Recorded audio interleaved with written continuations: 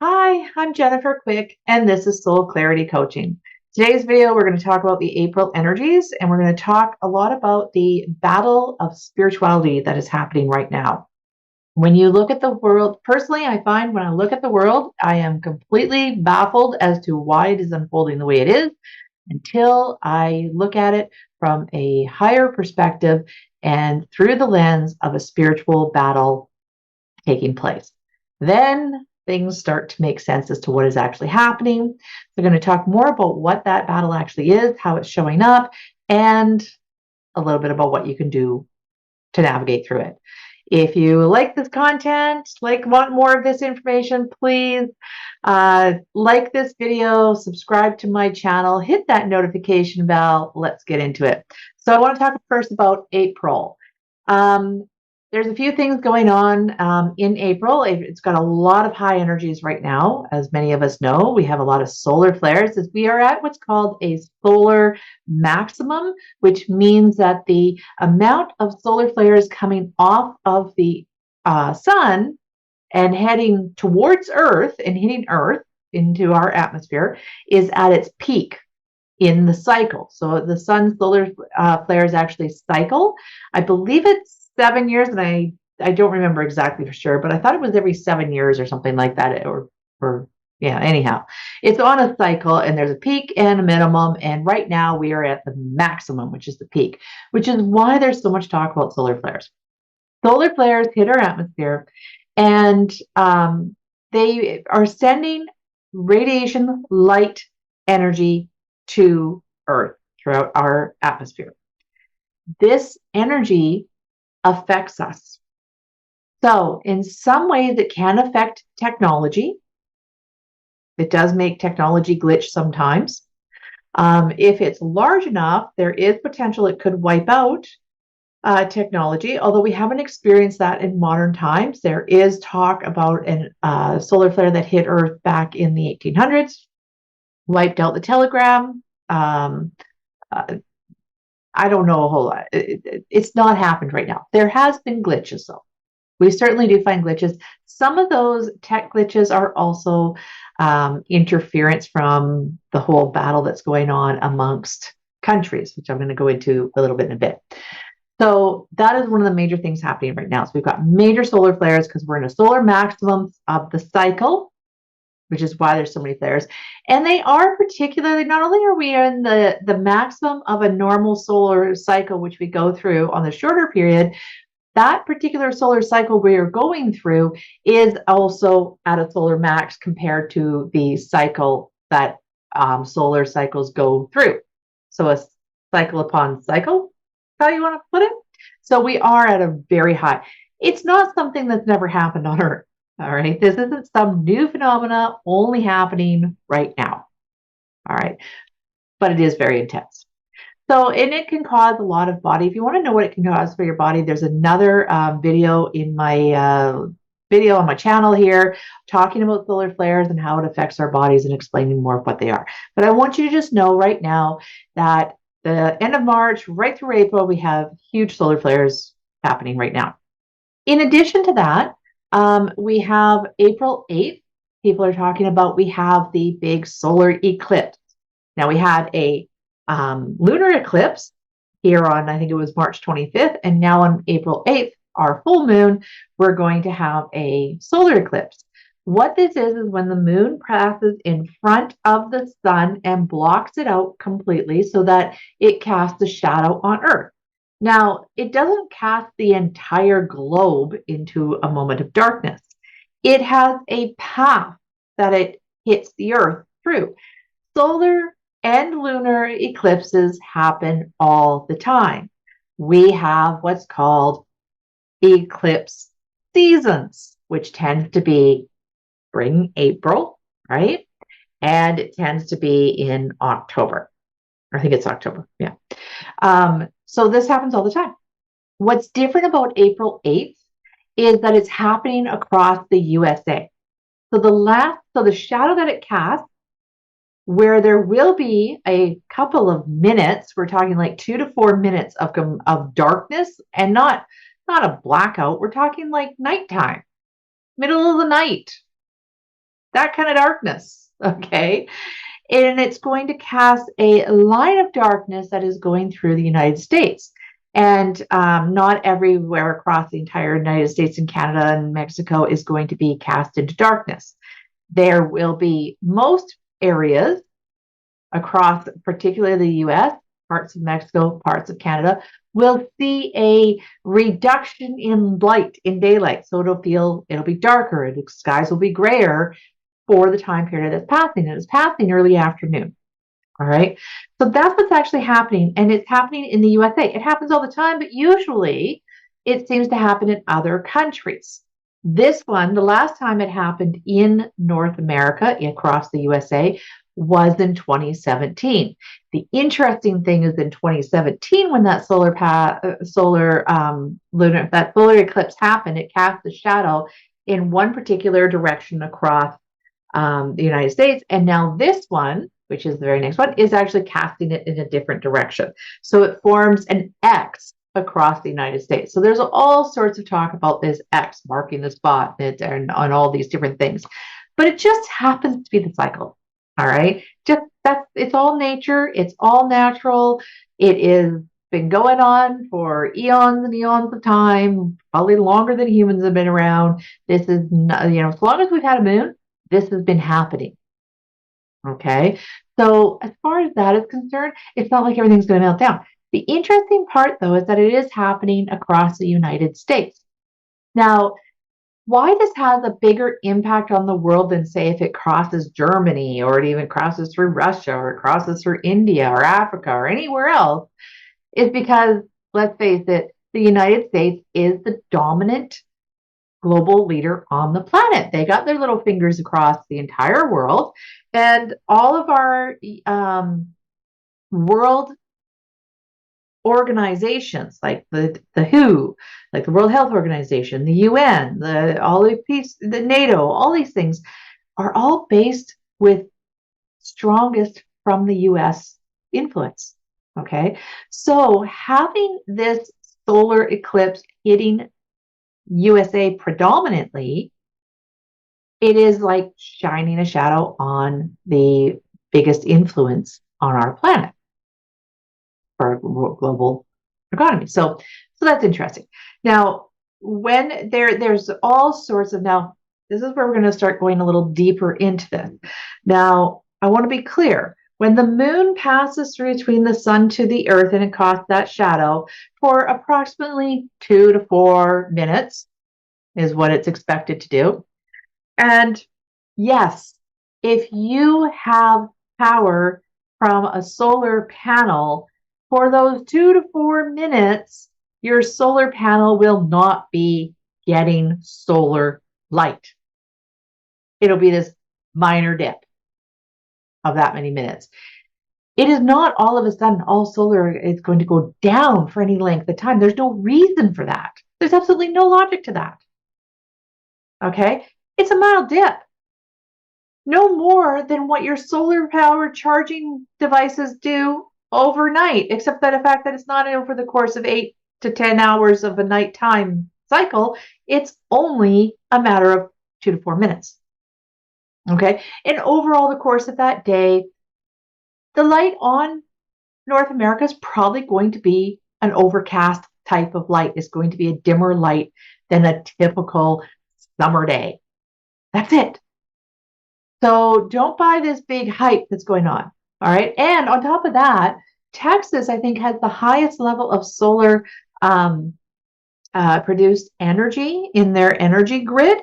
And it accounts for like 3.9% of it, of their overall energy sources. So it's not even a major hit. It's a very, very minor hit. So that brings me into this next level that I want to talk about, and that is the fear mongering. There is an incredible amount of fear mongering going on around the solar eclipse. There has been warnings. There's airline warnings, traffic warnings, power outage warnings, stock up on your supplies warnings, all of these things. And the headlines are a lot of doom and gloom and fear mongering. It's all about fear, okay? Because it's a great opportunity to do fear. All right. And I'm going to talk more about fear in a minute. Um, but that's what these headlines really are, because stop about it. And what it is there's people that are traveling to the locations so that they can view. So there's a tourism issue that goes around the solar eclipse. This is what the traffic concerns are about. This is why certain communities are putting out emergency alerts saying, please don't come if you haven't booked a hotel. If you fill up your gas tanks before you come. Don't count on us and having enough gas for your cars and electrical vehicle chargers and everything else. We cannot accommodate, these are small towns, we cannot accommodate mass influx of tourism for a one-day event. That's what these alerts are coming out about. That's what it's about. All right. So if you're going to travel to go see this, make sure that you are self-sufficient in your travel, because these small communities and even in the larger ones, if you all of a sudden get, thousands of people coming into a small community, their gas stations simply are not even big enough to accommodate all the amount of people that are going to be filling up their gas tanks. And it's going to have that effect. So that's where the concern is. It's not that there's some massive catastrophe about to happen. It's simply the mass movement of people, tourism. Okay. There's another concern with traffic, that as people are driving in traffic, they're going to get distracted because the light's going to dim and they're like, oh, excitement, it's dimming, I got to look. And then they're going to ran into each other, because that's what people do, right? If there's an accident, everybody slows down and looks, causes other accidents quite often. Well, same thing. Solar eclipse happens, change. A cloud could pass through, and the people are going to, on that day, be going, oh, is that the solar eclipse? No, it's 10 a.m. and a cloud passed by. But they're still going to freak out in traffic, and they're still going to cause accidents. So there's going to be more traffic on the road for tourism. Plus, drivers have a higher chance of being distracted.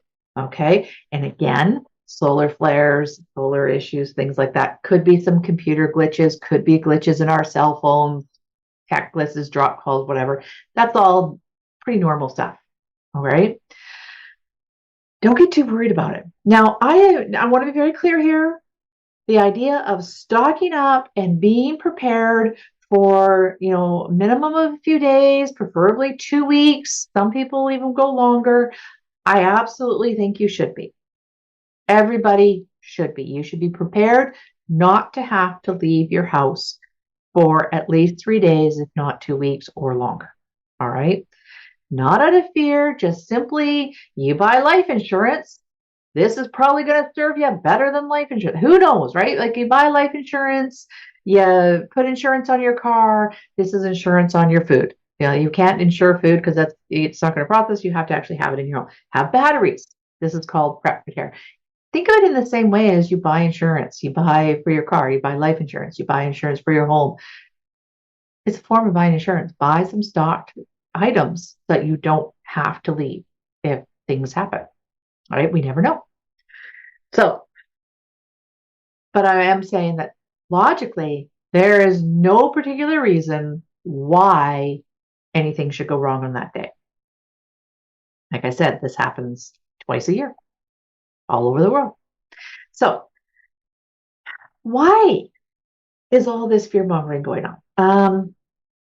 All right, I'm going to go back to that in a minute too. I want to talk a little bit further too about later in April.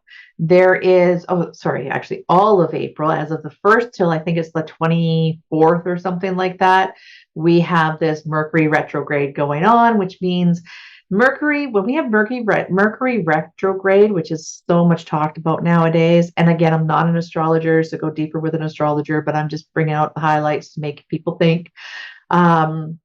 And to try and bring some reason and clarity to things from how I understand it. All right. Disclaimer.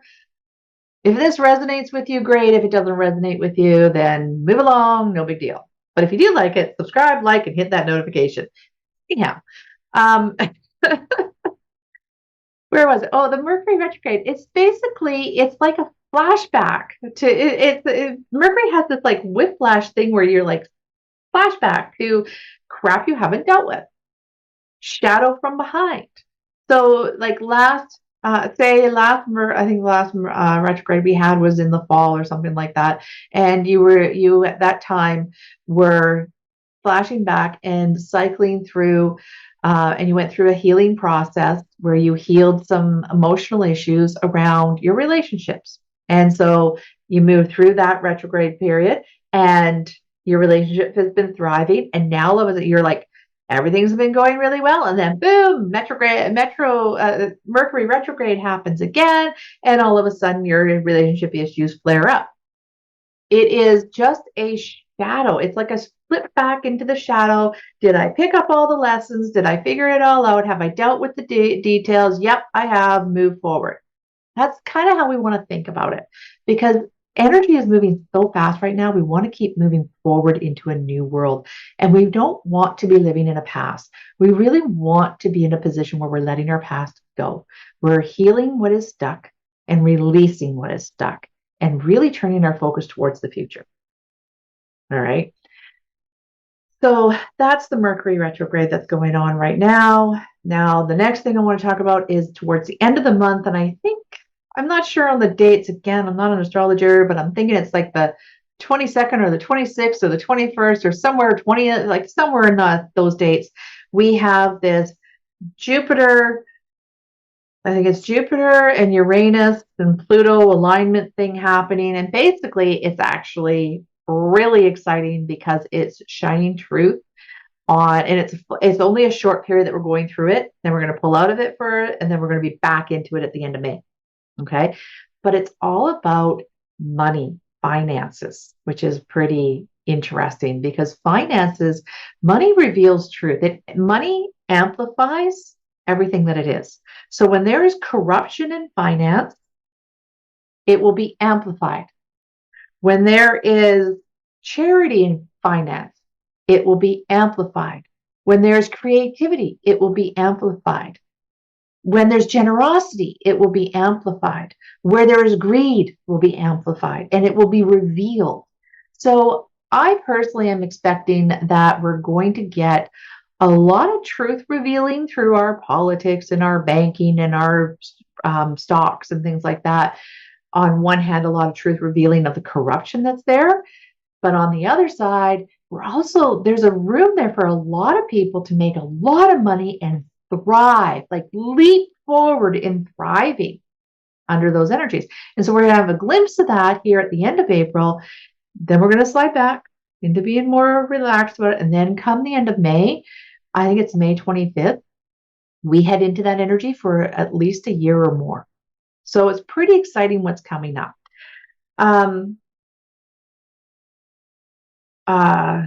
other thing that's going on in April that I'll mention is just CERN, which is the particle accelerator science lab. There's actually more than one. It's over in Europe, blah, blah, blah. It came back. They started it up again here at the end of March. They started it up. They're recalibrating it, and they're going to be it's going to run for about a month, ironically, over the month of April. Now, there is nothing to say that there's a problem. One of the things I've heard, and I haven't been fully able to verify this, I heard this story, so take it if it resonates with you, let it go if it doesn't, but it's a story I heard, and that is they have this ghost inside of CERN.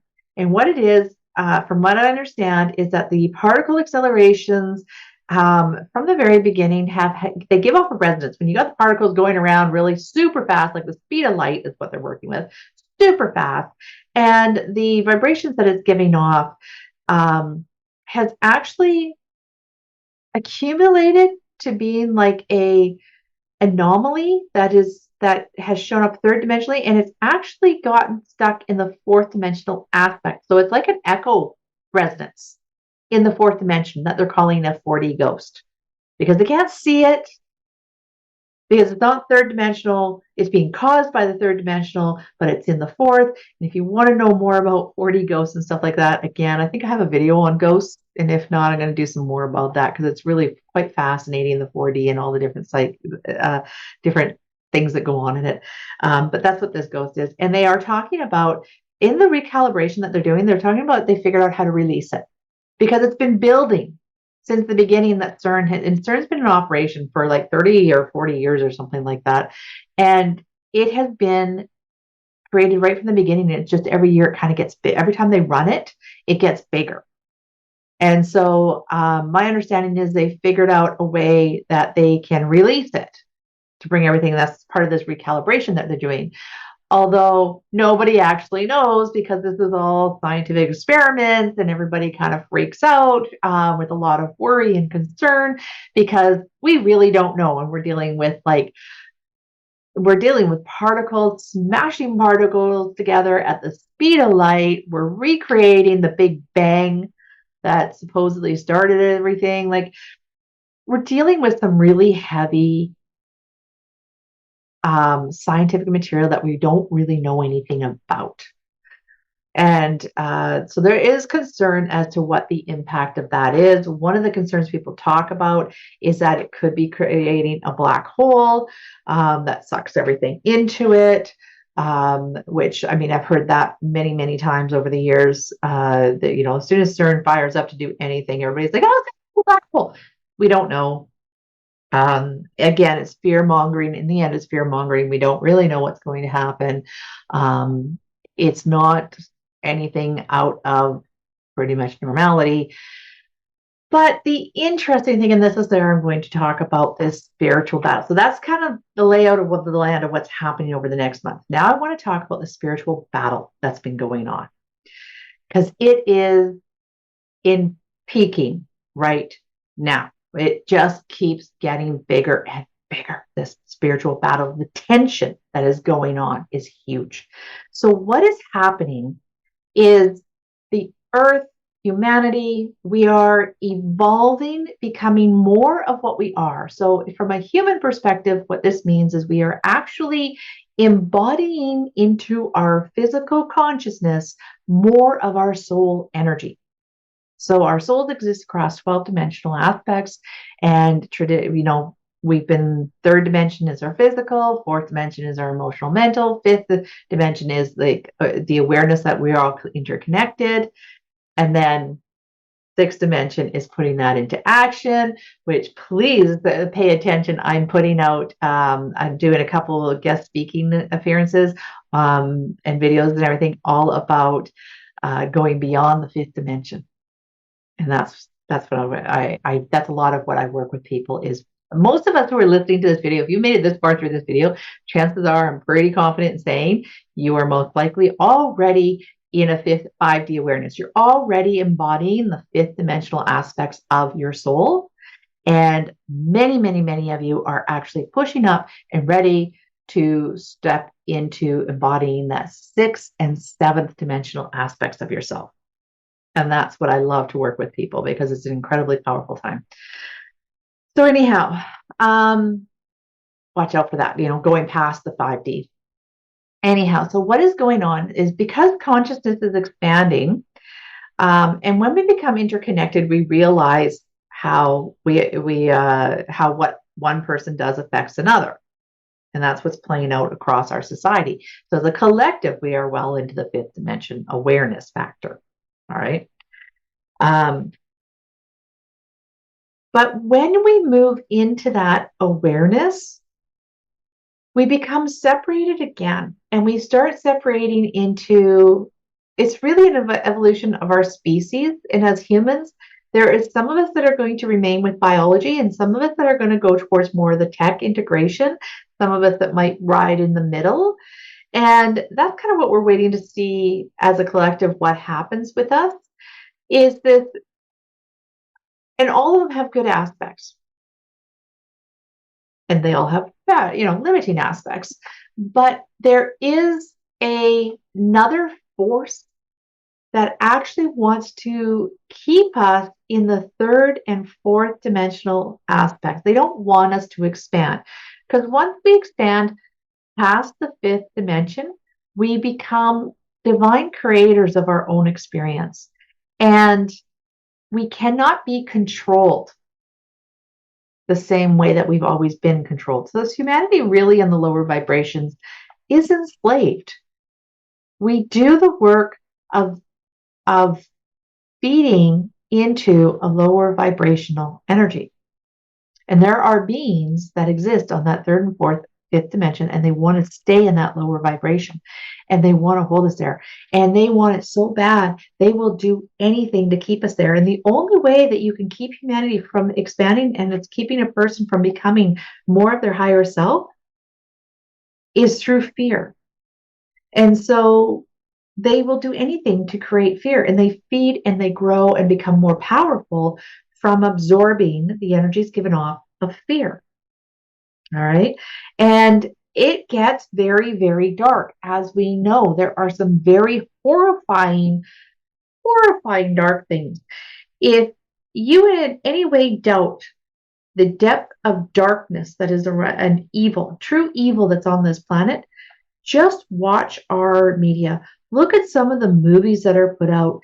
Look at some of the news articles that come out, the horrors that people are doing all over the world. It shows in our entertainment. It shows in our society. I mean, we've got children killing each other because they don't like the way someone looks or because of a pronoun they prefer or an identity issue. Like, really, we're trying. So, anyhow, that all comes from fear. So, in order to have that lower vibration, they need to convince. So, the things that go against that vibration and what they need to kill in us is any creativity. So, they want us to lose. It's our imagination they're trying to harness and reduce for us. That's where our creativity is. They want to limit our uniqueness. They want us all to identify as the same. And to be outside of that same is to be rejected by the collective, to reject that which is not the same. All right. And this is where we're getting everybody on the same. I highly, highly, highly think we should value everybody the same, but I think we should celebrate how we're all different. And that's not really the narrative that's going on right now. The narrative is more like, no, you're not supposed to see cultures. You're not supposed to see races. You're not supposed to see gender. You're not supposed to see any difference between each other. All right. It's also censorship in our language. No matter where you are in our language, it's not just censorship on the news media and the social media. That censorship has entered into every conversation in every home. We are all censoring each other as to how we speak. And we're limiting it. It's much to state your opinion on something is really takes bravery to stand up even against your loved ones. We've seen that. And when humans have their creativity taken from them, when their uniqueness is taken from them, and when their language and expression and all that is taken from them, it actually puts the brain, and when fear is increased, and there's always another fear. Fear has to change. It's one of the things that so fear, those four elements, cause the brain to shut down and limit itself and be more controlled. When you are in a fear state, it is easier to control you. You will follow the masses. You will follow a narrative that is repeatedly put out. Now, if you notice, if you look around, the narratives that go out, there's two things that I've noticed that are really consistent. One is that they keep changing the story. There's always a new thing to fear. There's a new event. It's really, really hard to keep up with the amount of events that are happening. That is part of how you keep somebody in fear and trauma, is by constantly changing, because there's no chance to adapt, recover, and start moving into creation of how to solve. That's why it keeps changing. And so if you look right now, the narratives, there's constantly a new narrative, a constant change. And they create a fear of each other, as well as at the same time a fear of isolation. So everybody must follow. So anybody who steps outside of the imposed rules is shunned. So they keep sharing the narrative, and they keep creating new rules. to keep the game changing, to keep us off of our awareness. All right. So if you start paying attention to that, you can see where it generates fear and you see where it stops you from living. And this is something that happens a lot in people who are questioning the narratives that are out there. So you've got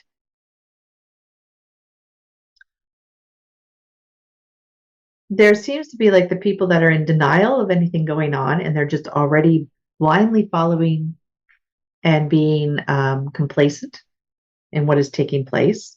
And whenever somebody wakes up, they first part of waking up is they move into this fear state of realizing that you're going against the collective. And so there's a fear, even though actually the movement out against the narrative is stronger than what the narrative actually is. It buys into that fear first. And then we need to move past that fear and start recognizing the patterns that they're doing and trying to step out of that pattern. Now, how do we step out of that state of fear? Because how do we truly step out of it? We don't want to go into complacency and just follow along, right? I'm not willing to give up my sovereignty in order to move out of fear. So how do you move out of fear? Well, you have to take your power back. And to take your power back means you stop and answer to your heart, not your brain, because your brain will actually can be controlled through this fear and repetitive narrative and the constant changing, like the whole game that they're playing to you is actually controlling your brain. And so the only way you can get away from that, and there's so many aspects that are controlling our brain, from the music we listen to, the radio waves that are being put out, even the electric cars, that hum from the electric cars frazzles our energy. It's interesting. As well as all the Wi-Fi's and the different things that are going, like, and the chemtrails and the biology breakdown within our bodies from our food, from the toxins in our environment, and all of that is this war on us from every angle. And the only way to really start stepping away from it is you have to go into your heart, because when we move into our heart and we open up our heart, we move into compassion, true compassion. We move out of judgment. So we're no longer playing this love and hate, fear mongering game that goes on. We move into compassion. We move into a soul clarity, because it's where we speak to our soul, is from our heart. It is through our emotion. Remember, emotion means energy in motion. That's why emotion is so important. So we really need to move into our heart. Feel our emotions and allow it to move. If you're suppressing emotion, you're trying to stop energy in motion, and that doesn't work. That just clogs up the system, right? So we actually need to just observe our emotions, give ourselves a chance to feel them, and let them go. We can choose whether or not to act on those emotions. And their emotions are not meant necessarily for us to make choices on. They are meant to identify the choices we are making. We actually have this in reverse. We often make decisions based on emotionally how we feel, when the reality is we can turn that power, and what we want to create, we create through emotion. And if you want to know more about that, I do actually that's under manifesting, and I can talk more about that in other videos. Again, subscribe, like this video, all that fun stuff, share it if you like. Help me build my channel.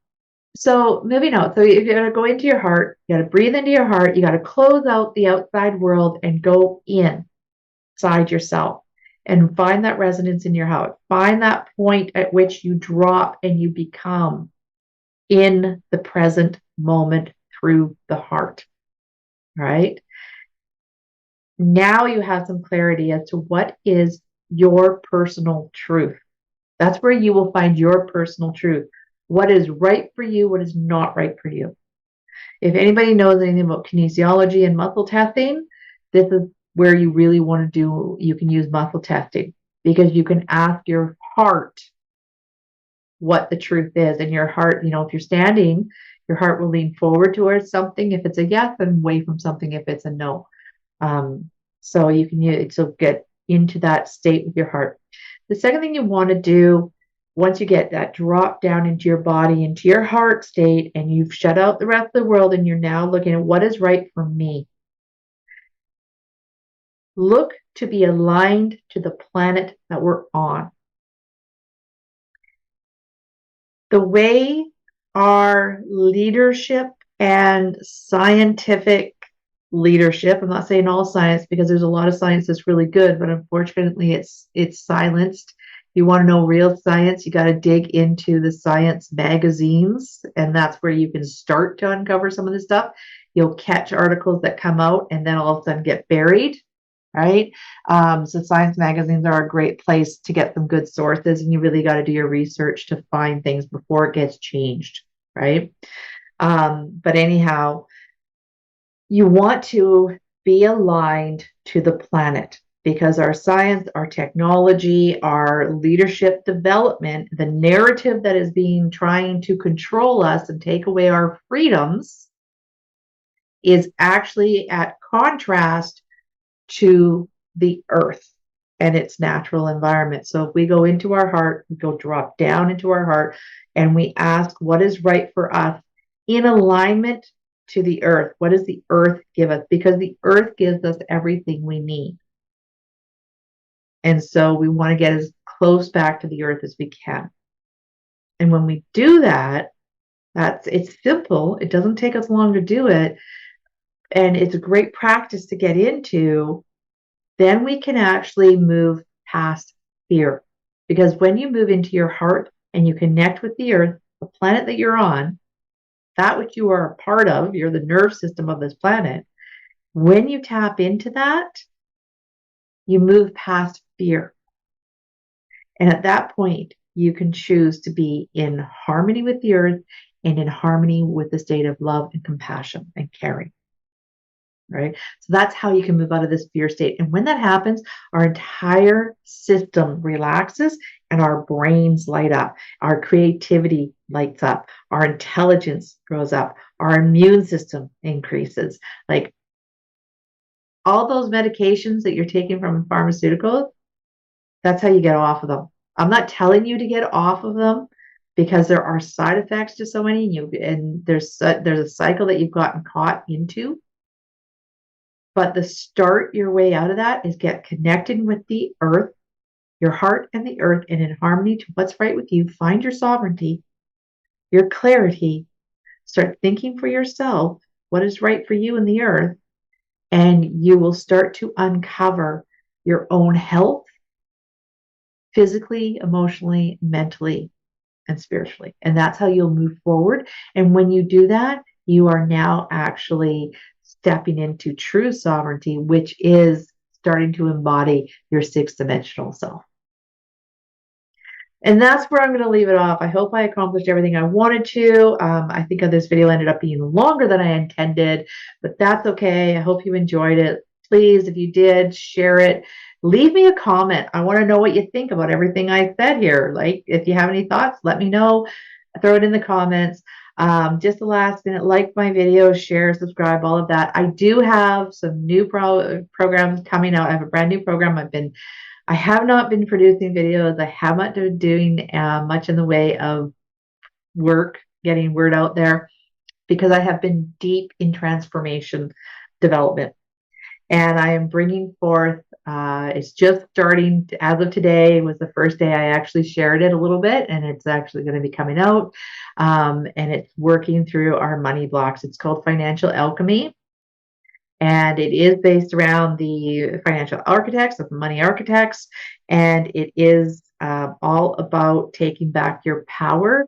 Money is really, money amplifies everything.